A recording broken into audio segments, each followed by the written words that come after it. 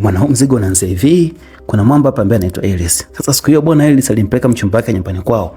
Alipofika hapo akaona mtambulisho kwa father yake ambaye anaitwa William. Ghafla bwana William alipomwangalia yule mwanamke, alibaki kishangaa sana kwa muda. Haamini kabisa anaota au ni vipi. Bila hata kufikiria akaropoka, "Adeline." Yule mwanamke akajibu kwa upole sana, "Hapana, mimi si Adeline. Mimi naitwa Jenny." Lakini mzee ni kama vile bado haamini vile. Inawezekanaje watu waweze kufanana hivi? Huyu mwanamke alisimama mbele yake bwana, anafanana kabisa na pisi yake aliyokuwa nayo miaka 50 iliyopita. Yaani kabla hata wanaume wa dawa hawajaanza kula chips ya rojo. Hii inawezekana vipi yani? Basi mshikaji wangu, tuenzetu mwanzo mpaka mwisho. Hii story ni kali kinoma. Lakini nikupe dakika chache tu uweze kusubscribe na kuweka notification on kwenye alama ya kengele hapo.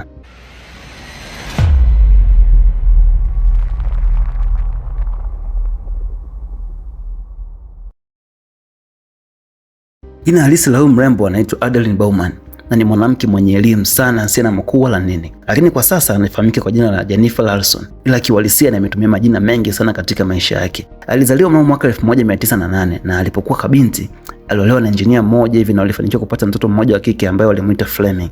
Hakupata bahati kabisa kufurahia ndoa yake kwa sababu mume wake alikufa katika ajali mbaya sana wakati akifanya kazi kwenye daraja la Golden Gate. Siku moja bwana akitoka kwenye shughuli zake za hapa na pale, majanga yakawa yamemtokea. Wakati anapita kwenye ile daraja, Adeline alipoteza mwelekeo na akawa amegonga kwenye ile daraja. Alitupwa chini kabisa kwenye theluji huko, mtu wangu. Yaani jicho lake la mwili likashuka kinoma mpaka moyo wake ukasimama pale pale. Kama dakika mbili baadaye katokea radi moja kubwa sana ambayo ikawa imempiga kule kule alipoangukia. Na hii ikawa kama vile defibrillator, yani kama kile kifaa ambacho wanakitumia hospitali kwenye kuamshia mapigo ya moyo. Na akashtuka ghafla sana. Jambo ambalo si la kawaida kabisa likawa limetokea kwenye mwili wake. Na kuanzia siku hiyo mtu wangu hakuweza kuzeeka kabisa, akabaki na miaka yake ile 29. Adeline alikuwa hazeeki mtu wangu, na huo mzigo unaitwa The Age of Adeline. Ndo kwanza tunaanza.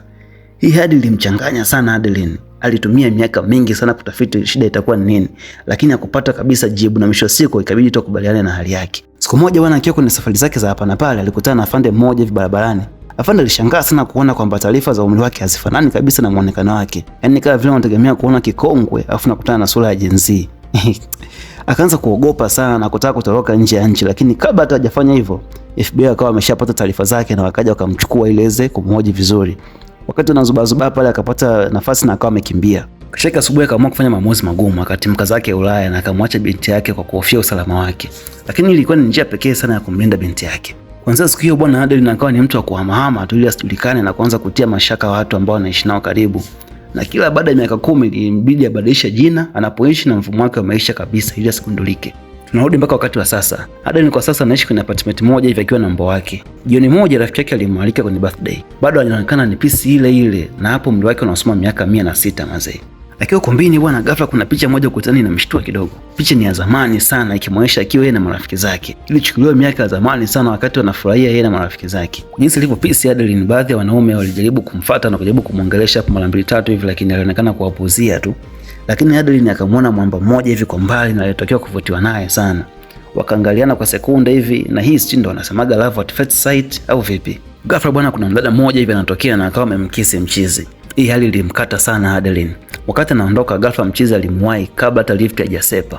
Huyu mchizi bwana anaitwa Ellis na mchizi yuko charming kinoma. Akampigisha story 2-3 pale na akamwambia kwamba yule mdada aliyemkisi pale sio hata mtu wake. Adeline akamjitambulisha kwa jina la Jenny. Mchizi akaendelea kujitetea tena kwamba yule mwanamke aliyemkisi sio hata girlfriend wake. Lakini Adeline akaonekana kupotezea tunakosepa bila hata kumpa namba mchizi wala kumwambia hata atampatia wapi. Kesho yake Adeline akawa ameenda kumtembelea mtoto wake na ni miaka mingi sana imepita na binti yake kwa sasa ameshakuwa mzee kinoma yani. Yaani sio poa. Hivi inawezekana kweli? Bi mkubwa ni pisi ya kwenda afu mtoto akashakuwa kikongwe balaa. Baadaye bwana akiwa zake library ambako Adeline ndo anafanyia kazi, ghafla anakutana tena na mwamba Ellis kwa mara ya pili. Lakini Adeline anaonyesha kabisa hataki mazoea na huyu mchizi. Mchizi akamwambia kwamba anahitaji kumtoa ampeleke mahali ambapo hajawahi kufika. Lakini demo akawa bado anakaza tu. Ila baadaye demo alikubali tu na akawa ametoka na mchizi. Basi bwana walipotoka mchizi akampeleka kwenye andaki moja hivi la kale ambapo palikuwa ni mgodi wa dhahabu katikati ya jiji la San Francisco. Adeline bwana akawa ameshangaa sana kwamba ameishi miaka mingi lakini hakuwahi kabisa kufika hii sehemu. Wakaendelea kupiga story 2-3 pale na Adeline akamwambia mchizi kwamba anategemea kuondoka hivi karibuni. Mchizi wala hakushangaa wala nini, ila akamwambia tu kwamba tubeti. Kama nikikufanya ucheke basi niahidi kwamba tutakaa na wewe mara moja afu baada hapo ndo utasepa. Mchizi akapiga joke 2-3 pale na demo akawa amekenua na ikawa amekubali kabisa kwamba watakutana mara ya mwisho kabla hajaondoka. Mida jioni akawa amekutana kwenye nyumba ya Ellis. Jamaa akamwandalia msosi nini na akawa anapiga story. Wakaongea vitu vingi sana usiku huo, na Mchizi akamwambia kwamba babangu ni mnajimu, anasomea sana kuhusu mambo ya nyota. Mchizi akamwambia kwamba kwa mara ya kwanza nimekuona ni kuna siku moja hivi ulikuwa ukisoma kitabu nje ya maktaba, na hapo nilivutiwa sana na wewe. Mwisho siku ni kwamba maongezi yalinoga, yakanoga mpaka wakalala mzigo mtu wangu. Da, ni hatari sana. Kesho asubuhi bwana Adeline alichomoka mapema sana ili aweze kuwahi kazini. Baadaye kidogo tunamwona Mchizi akiwa ofisini na alikuwa akihangaika sana kukamilisha biashara na mteja wake ambaye alikuwa anaongea Kireno. Ghafla Adeline akawa ametokea na akawa amemsaidia mwana kuongea naye mteja. Hili mshangaa sana mwanaetu Elise. Baada ya kumaliza kuongea na simu, Adeline akawa amechomoka chap sana kabla hata Mchizi hajaanza kuhoji maswali. Mchizi hii hali kamfanya azidi kumuelewa sana huyo mwanamke. Baadaye mrembo akawa amerudi nyumbani na akamkuta mbwa wake ni mgonjwa sana.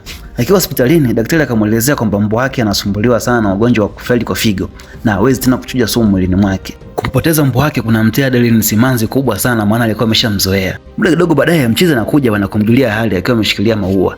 Lakini badala ya kuhisi furaha, Adeline akaanza kuona kama vile mwamba yuko kasi sana kwenye swala la mapenzi na akabidi ampotezee tu na kusepa zake. Akaamua kwenda kumtembelea binti yake ambaye kwa upole sana akamwambia kwamba mama, unatakiwa uishi maisha ya kawaida kama watu wengine. Usiwe unakimbia kabisa kila wakati. Watu ambao zamani walikuwa nakufuatilia wameshafariki, kwa hakuna haja ya kuendelea kujificha. Basi bwana, mama mtu ikabidi amwambie mwanae kwamba kuna mtu amekutana naye lakini ana mpango wa kumpotezea. Binti yake akamwambia kwamba utaki kufanya hivyo mama, naomba uende kumwombe msamaha huyo mtu. Adeline akawa na namna, ikabidi akubali. Baadaye usiku Adeline akawa ameenda nyumbani kwa mwamba na kuomba msamaha. Lakini pia Adeline naye akamwambia mshikaji kwamba kuna sehemu anataka mpeleke ambapo hajawahi kufika. Mchizi akasema baridi tu twenzao. Sema leo mpeleka ni kama jumba fulani hivi la makumbusho la zamani. Adeline akafika hapo na kuzima taa na kumuonyesha namna anga linavyoonekana kutoka mahali hapo. Wakapiga sura nyingi sana na Elise akamwalika kwenye sherehe ya kumbukizi ya miaka 40 ya wazazi wake na demu akawa amekubali. Walipofika nyumbani kwa wazazi wa Elise alikaribishwa vizuri sana, lakini mambo yalibadilika pale Dink alipofika. Babake Elise ghafla sana akatamka jina la Adeline, wakati Elise kamtambulisha kama Jenny. Kwa sekunde chache mzee Becky kapigwa sana na butwaa pale. Sasa ili kutuliza mambo, Adeline ikabidi aseme tu kwamba Adeline lilikuwa jina la mama yake. William akasema kwamba amewahi kuwa na mwanamke mwenye jina la Adeline miaka mingi iliyopita. Akawa vile bado haamini hivi na kapigwa na butwaa. Akawa anaanza kukumbuka bwana. Akawa anakumbuka kwamba mara ya kwanza amekutana na Adeline ilikuwa ni London alipokuwa anahangaika kuwasha gari lake. Kwa kuwa mzee alikuwa anasomea mambo ya engineer, basi akamsaidia na hapo ndipo kawa mwanzo wa kuzoeana. Sasa kesho yake asubuhi bwana Elise akawa anahadithia familia yake namna ambavyo amekutana na Adeline kwa mara ya kwanza. Mamake Elise akaona kwamba mzee ni kama vile hayuko sawa hivi, anawaza sana. Akaamua tu kumuuliza namna ambavyo alikutana na huyo mwanamke wake ambaye anaitwa Adeline huko zamani. Yule mwaka anasema kwamba yani vitu ambavyo anaviongea Elise kuhusu Jenny ni vile vile ambavyo alikuwa navyo Adeline aliyekutana naye huko zamani. Alikuwa ni mwenye akili na aliweza kuzungumza lugha 4 kwa ufasaha. Mzee akamsifia sana Adeline wa zamani na akasahau kwamba wanawake waga wana wivu kinoma. Akagundua kwamba kumbe maneno yake anayoongea yanamuumiza sana mke wake. Yule mkabidi amfuate mke wake na kumwomba msamaha na akamkupatia ili asijisikie vibaya. Baadaye jioni bwana familia ikawa iko sebuleni wanacheza mchezo fulani hivi wa kubahatisha. Yule mchezo ni fundi sana kwa sababu ana akili mingi kinoma. Cha kushangaza ni kwamba Adeline alikuwa anajibu maswali vizuri na kwa ufasaha sana. Elise akawa anashangaa sana lakini akawa anazidi kuvutiwa tu na Adeline. Usiku uliofuata bwana, wakati Elise akiwa yuko busy na kazi, Adeline akawa ametoka peke yake na kwenda kutembea bustanini.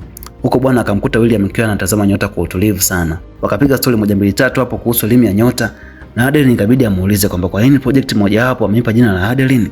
Mzee kafunguka na kumwambia kwamba huo ni mradi unaowakilisha hadithi ya mapenzi ambao ulibaki kidogo tu iweze kufanikiwa. Miaka mingi iliyopita alipanga kumposa Adeline. Alikuwa ameshaandaa pete tayari na kumuomba amuoe, lakini alitoweka bila hata maelezo. Wakati mzee anaondoka, Adeline akamwambia kwamba anaamini kwamba hata yule Adeline alimpendaga pia. Kiwalisia hapa Adeline anajielezea yeye mwenyewe, lakini hataki mzee ajue kwamba yeye ndio yule Adeline aliyempendaga miaka 50 iliyopita. Baada ya kuwa amerudi chumbani, Elise akabidi afunguke kwa dada na kumwambia kwamba anampenda sana. Lakini Adeline akamkatisha na kumwambia kwamba hayuko tayari kabisa kusikia maneno kwa sasa, maana ni mapema sana. Wakabaki wanapiga story nyingine tu. Kesho yake bwana, kwa bahati mbaya mzee akawa ameona kofi kwenye mkono wa Adeline na alishtuka sana, ikabidi akimbie store na akawa anatafuta kwenye picha zake za zamani. Hapa alikuwa anakumbuka kabisa kwamba amesha kumchona mkono wa Adeline wakati ameumia wakiwa wako msituni pamoja. Hapa mzee ndo anagundua kabisa kwamba kumbe huyu ndio yule Adeline wake. Chapu sana kabidi achukue ndinga na kumfuata bibie na kumtaka aseme ukweli. Akamwambia, hili kofu lilipata wapi? Hili kofu nakumbuka nilishona mimi mwenyewe, huwezi kunidanganya. Adeline sasa akawa hana namna ya kuigiza tena, kabidi aanze kulia tu. Akamkubali na kwanza kuomba msamaha, tunakumwambia kwamba alikuwa anaogopa sana kumwambia mtu yeyote yule. Akamwambia kwamba anaogopa sana kwa binadamu wa majaribio kwenye sayansi, lakini pia anaogopa sana kuonekana kwamba yeye ni kiumbe cha ajabu. Sasa William akawa ameelewa pisi yake ya zamani na hakumfukia wala nini. Akamwambia tu kwamba itabidi aache kuhamahama, lakini bidada hakuelewa kabisa na akabidi atimke, maana siri yake imeshafichuka tayari. Huku nako mwanetu umetoka kuoga na kuta ameachiwa barua tu pale mezani kwamba hawezi kuendelea tena na mahusiano. Mchizi kabaki amechanganyikiwa kinoma, maana imekuwa ghafla sana. Akaamua kwenda kwa dingi yake ili aelewe nini kinachoendelea. Mzee Nasa akawa anashindwa kueleza mambo kiundani, ikabidi amwambie tu kwamba itabidi amtafute Adeline kwa haraka sana kabla hajafika mbali. Mchizi kabidi achukue ndinga pale akimbie chapu sana kumwahi mrembo. Mrembo bwana akiwa njiani, gari lake likawa limepitiwa na lori na likawa limetupwa pembeni huko. Ilipita kama masaa mawili bila msaada wowote ule, na hatimaye Mchizi katika kutafuta ndo akawa amempata masaa mawili baadaye akiwa na hali mbaya kinoma yani. Mchizi kumcheki hivi akajua tayari ameshakata muda kitambo. Baadaye bwana watu emergency akawa amefika eneo la tukio hapo na akawa amejaribu kumwamsha kwa defibrillator. Bila hata kutegemea, na bidada akazinduka na moyo kaanza kusikika upya. Ni maajabu sana. Ikabidi mkimbize hospitali haraka sana na mwisho siku akawa amepata fahamu. Baadaye Alice ikabidi amuulize, hivi ni kwa nini ulikimbia? Au ni kwa sababu nikwambia nakupenda? Hapana Alice. Mrembo akawa hana namna tena, ikabidi tu afunguke na kumwambia ukweli wote Mchizi. Baada ya muda kidogo, binti yake pia akawa amefika eneo la hospitali pale na Adeline akawa amemtambulisha binti yake kwa Alice. Binti akawa amefurahi sana kukutana na baba yake wa kambo. So poa mtu wangu. Then tunakuja kuonyesha mwaka mmoja baadaye ambapo tayari mambo yashakuwa safi. Adeline anaishi kwa amani sana akiwa na mpenzi wake, binti yake Fleming na mbwa wao mmoja mpya. Jioni walikuwa na ratiba ya kuhudhuria sherehe fulani hivi. Sasa wakati Adeline anapita karibu na kioo, kwa mara ya kwanza anashangaa kuona nywele yake moja ni kama mvi hivi. Hii inathibitisha kabisa kwamba umri wake sasa hivi umeanza kusogea tofauti na mwanzo. Sasa Adeline ameshakuwa binadamu wa kawaida. Yes, na ndo unakuwa mwisho wa hichi kigongo ambacho kinakwenda kwa jina la The Age of Adeline. Usisahau kusubscribe, kucomment na kushare na wana. This is Movie Flix. Bye.